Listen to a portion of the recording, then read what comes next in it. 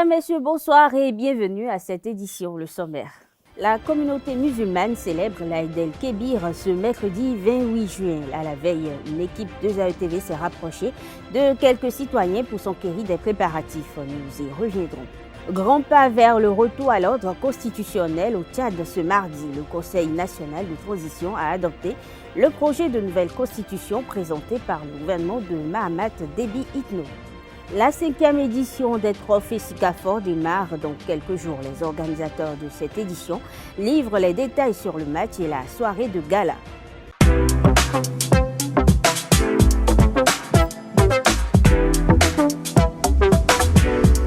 Moi, je suis à ESAE et toi? Moi, je suis en administration des finances à ESAE. Moi, je suis en diplomatie et relations internationales à ESAE. Moi, je suis en journalisme à ESAE. Émission ici, c'est ESAE. Moi, je suis en communication marketing à ESAE. Moi, je suis en droit à ESAE. Moi, je suis en gestion des ressources humaines à ESAE. Moi, je suis en gestion des marchés publics à ESAE. Moi, je suis en administration du travail et de la sécurité sociale à ESAE. Moi, je suis en sciences économiques à ESAE. Moi, je suis en banque finance à ESAE. Moi, je suis en administration générale à ESAE. Moi, je suis en audit et contrôle de gestion à ESAE. Moi, je suis en sciences juridiques à ESAE. Moi, je suis en administration générale et territoriale à ESAE. Moi, je suis en transport logistique à ESAE. Moi, je suis en gestion des projets à ESAE. Rejoignez-moi, c'est la meilleure université. Nous sommes à ESAE. Rejoignez-nous. À ESAE, l'excellence a un nom.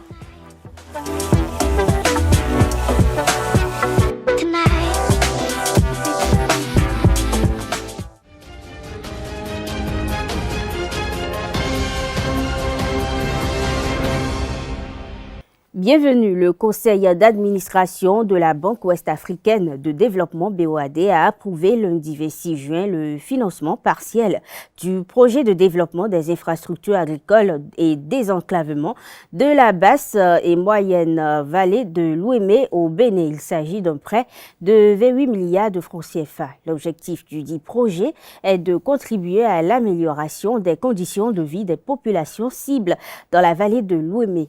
Le conseil d'administration a également approuvé les prêts pour les financements de 10 autres projets dans les pays de la sous-région. La BOAD a pris cette décision lors de sa 136e session ordinaire.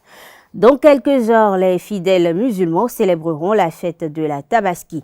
En prélude à cette fête, une équipe de notre rédaction a recueilli les avis de quelques citoyens béninois au sujet des préparatifs de cette célébration. Ils sont au micro de Francis Fahami. C'est de fêter seulement qu'il reste, il n'y a plus rien à faire. Et d'implorer Allah. D'abord, nous irons célébrer la prière parce que ça commence par la prière. Je sors, je vois rien quand même. Personne dans le quartier. C'est comme si, il n'y a personne dans le quartier, on ne sent même pas la fête. Même que j'ai quitté ici, je suis allé jusqu'à Paou là-bas. Pourtant, c'est la même chose. Donc, il n'y a pas d'argent chez les gens. S'il n'y a pas d'argent, on ne peut pas fêter quand même. On sait que tout est cher actuellement au Bénin, mais chacun se débrouille. On ne peut pas rester à la maison pour dire que la fête est belle. Il faut sortir. Mais si tu sors, tu vas trouver pour toi. Actuellement, la vie est chère. Donc, il y a des trucs qu'on prend pour fêter, des petits trucs là, c'est devenu cher. Même l'huile aussi est chère. Nous allons rester en famille, se visiter, se faire des prières pour que nous puissions fêter beaucoup de Tabaski sur terre. C'est vrai, on est en fête, mais il faut se contrôler parce que la boisson est faite pour les hommes. C'est les hommes qui ont fabriqué ça et c'est les hommes qui vont encore consommer. Le souci, c'est de consommer avec modération. Ce n'est pas parce qu'on est en fait, il faut abuser et après on va commencer par voir les gens et au centre de santé, on va commencer par voir le corps des gens par-ci, par-là. Ce que j'ai à leur dire, c'est de consommer avec modération. Il faudrait que pour la consommation des boissons, des nourritures, tout ça, il faudrait qu'on se contrôle en fait. Parce que ce qu'on fait maintenant, ça agit tout au long de notre vie. Donc il faudrait qu'on se contrôle un peu. Abuser trop de l'alcool, d'abord, ce n'est pas bon pour la santé. Un peu pour ceux qui aiment prendre l'alcool, bon, faut pas qu'ils abusent trop, là, sinon même l'alcool c'est pas bon pour la santé. SOS Village d'enfants du Bénin a lancé vendredi 23 juin dernier la campagne Azomekwe dans la salle de conférence de SOS Village d'enfants d'Abomey-Calavi.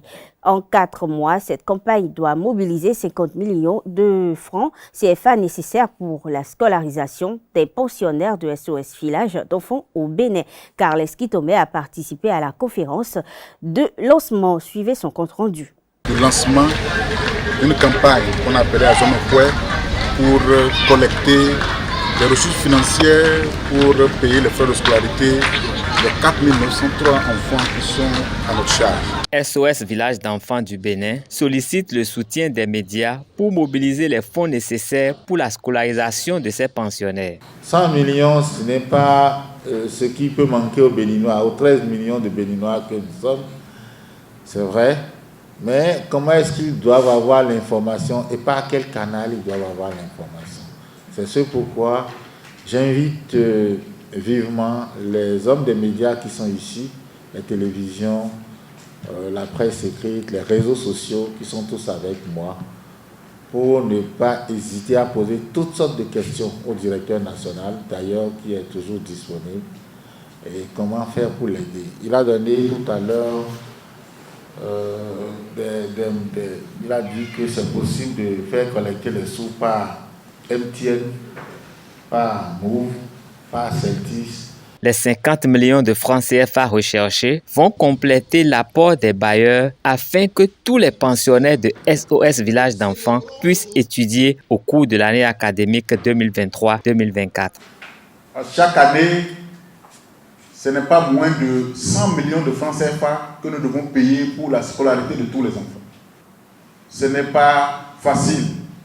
Et comme il a dit tantôt, nos bailleurs, notre fédération qui relie pour nous des ressources pour nous envoyer, ce qui nous trouve, c'est autour de la moyenne. Et pour la moyenne, il faut que nous puissions nous débrouiller sur place. Nous invitons toute bonne volonté à nous aider. Il s'agit d'un travail collectif, un travail de toute une nation. Notre participation va permettre à un enfant d'aller à l'école. La campagne Azomekwe se poursuit jusqu'au mois d'octobre prochain. Hors du Bénin, plus précisément au Tchad, un projet de nouvelle constitution proposé par le gouvernement a été adopté ce 27 juin 2023 à N'Djamena par 96% des membres du Conseil national de transition réunis dans les locaux de l'Assemblée nationale. Ce texte sera soumis à référendum dans les prochains mois. Pour le gouvernement, il s'agit avant tout de légitimer le pouvoir actuel avec un retour à l'ordre constitutionnel mettant fin à la transition dans les délais impartis, mais beaucoup reste à faire avant un référendum prévu pour novembre. Il faut vulgariser le texte, le faire connaître jusque dans les plus petits villages, les plus reculés, a déclaré le président du CNT, Haroun Kabadi.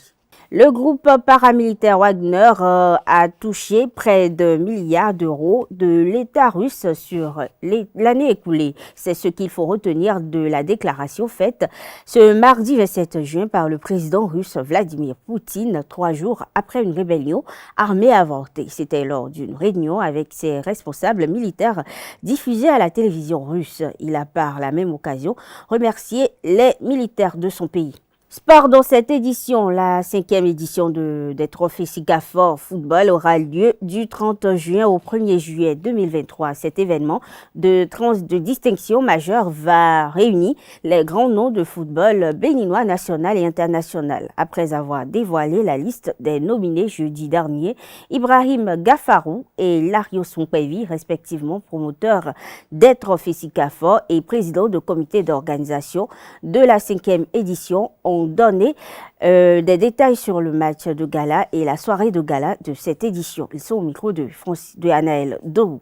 Cette année, la grande innovation, c'est le match de gala qui opposera les Guebars et l'équipe type du championnat. qui aura lieu le 30 juin 2023, ici au stade de l'Amitié. Donc, à la date d'aujourd'hui, vous n'êtes pas sans savoir qu'on a eu à annoncer l'événement à travers des petites vidéos des internationaux, KEPA, histoire de vraiment amener le public à y croire et à savoir que cet événement aura lieu. La soirée aura bien entendu lieu après tout ceci le 1er juillet 2023, au lendemain, n'est-ce pas, du match de gala. Toutes les personnes sont invitées. Nous avions conçu des tickets en ligne pour les personnes qui ne sont pas à Cotonou, du moins des personnes qui désirent acheter ces tickets-là pour ne pas se déplacer. Également, les personnes qui sont, n'est-ce pas, un peu loin et qui désirent, n'est-ce pas, manifester leur présence sur ces deux événements-là. Alors, l'autre chose qui est aussi intéressante, c'est qu'AFOR a pour ambition de réunir, n'est-ce pas, les grands noms, les personnalités du monde du football, du monde du sport en général, et même des personnes, des entrepreneurs, des chefs d'entreprise. Donc, au-delà de l'aspect distinction, c'est un moment de réseautage. C'est un moment qui réunit presque tout le Bénin et pourquoi pas l'Afrique entièrement. Donc il y a beaucoup de personnes aujourd'hui qui prennent déjà leur invitation.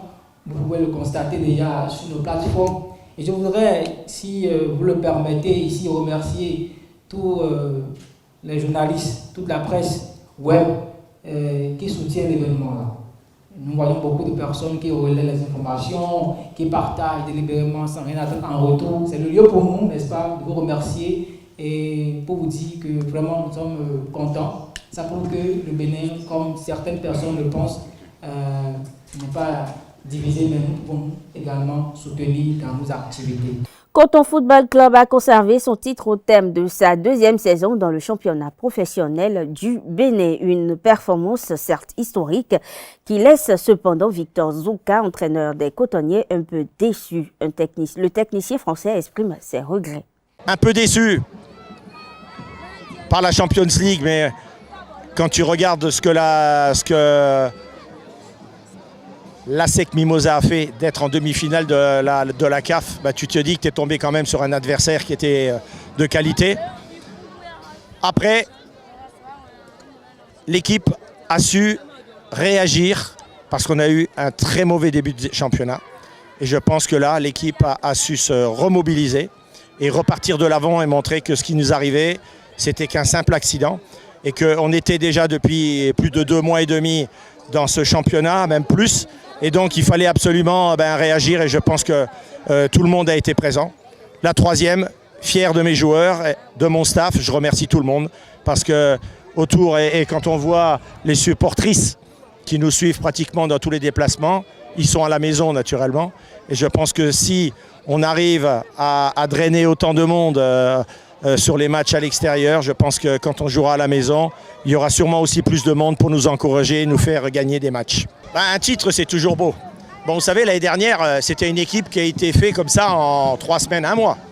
Quand toi, tu termines premier et que tu gagnes le championnat, tu te dis qu'il y avait un groupe quand même qui avait une grande mentalité et une envie absolument de gagner. Donc, c'est ce que j'ai essayé de transmettre au quotidien avec naturellement mon staff. On essayait au quotidien de les pousser pour que cette équipe s'entraîne et qu'on joue de la même façon. Et l'année dernière, ça a été beaucoup plus difficile. Je trouve que cette année, l'équipe a été beaucoup plus, comment je pourrais dire, sur le travail d'approche dans les matchs.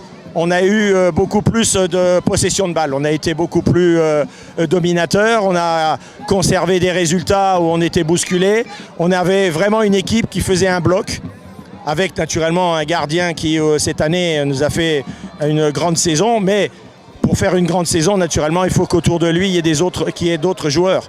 Et je pense que des 11 qui peuvent commencer un match, plus tous les remplaçants, parce que c'est vrai qu'on avait un effectif de 30 joueurs, et ben, je pense que tout le monde, quand il rentrait, essayait d'apporter le meilleur pour que l'équipe gagne et conserve son titre. Donc aujourd'hui, moi, je suis très content. Et je suis vraiment content d'avoir conservé le titre parce que ce n'était pas une évidence. Les encadreurs des centres de formation sportive du Bénin ont renforcé leurs connaissances lors d'un atelier de 2 jours en fin de semaine dernière. Cette initiative du bureau exécutif de l'association des centres de formation sportive du Bénin est à sa 2e édition. Le résumé des activités est signé Leandro Kodo. Deuxième coup d'essai pour 2 coups de maître. Provenant de toutes les contrées du territoire national, nombreux sont les participants à répondre à l'appel de l'association des centres de formation du Bénin ACFOS Bénin. Paris dorénavant réussi pour le président Antoine Tonant de Bess Academy et les membres de son bureau exécutif. Conformément à la feuille de route du vaste programme savamment concocté à l'endroit des professionnels de l'éducation sportive à divers niveaux, ce séminaire de formation a été initié pour améliorer la qualité d'instruction de ces acteurs du développement du sport en République du Bénin. En fait, on vient pour apprendre. Il y a beaucoup de vide dans notre compréhension de la formation. Aujourd'hui, par la grâce de Jean-Marc Adjoui-Boko, qui a été cofondateur de Djambar, qui est réputé comme l'un des meilleurs centres de formation en Afrique aujourd'hui, qui a sorti beaucoup de gens, et les Bénins participent.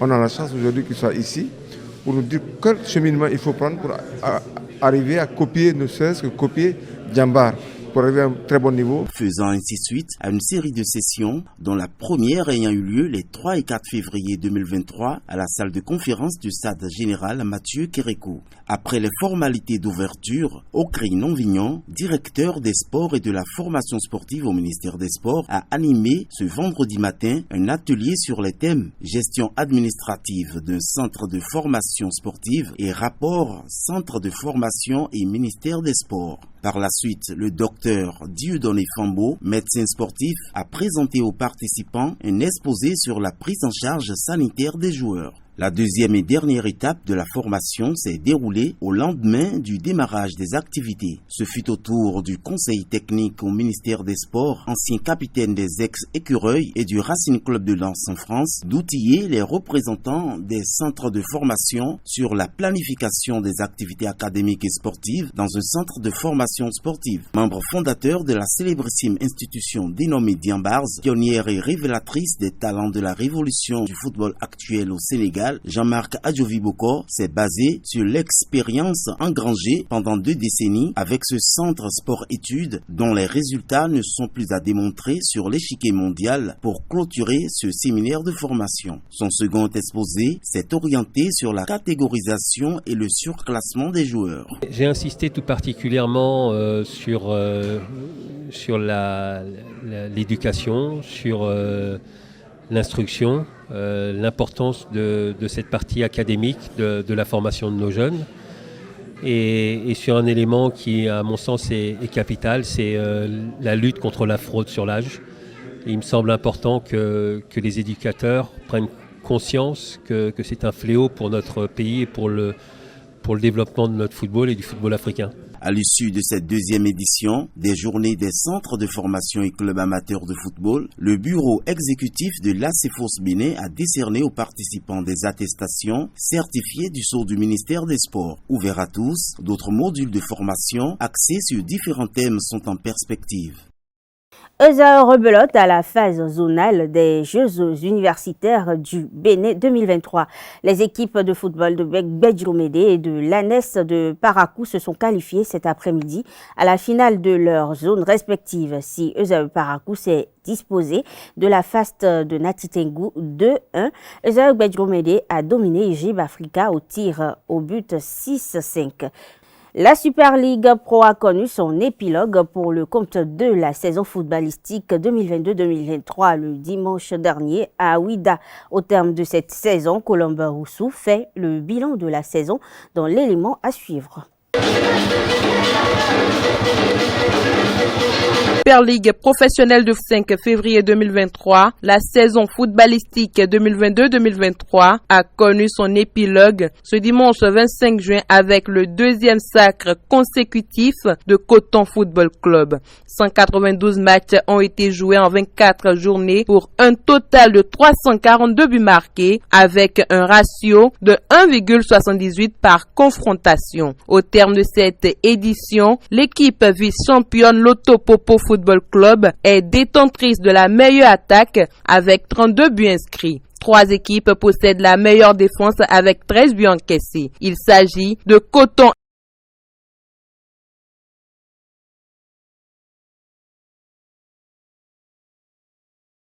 Mesdames, Messieurs, ainsi prend fin cette édition. Merci de l'avoir suivi. Bonne soirée à toutes et à tous et à très bientôt.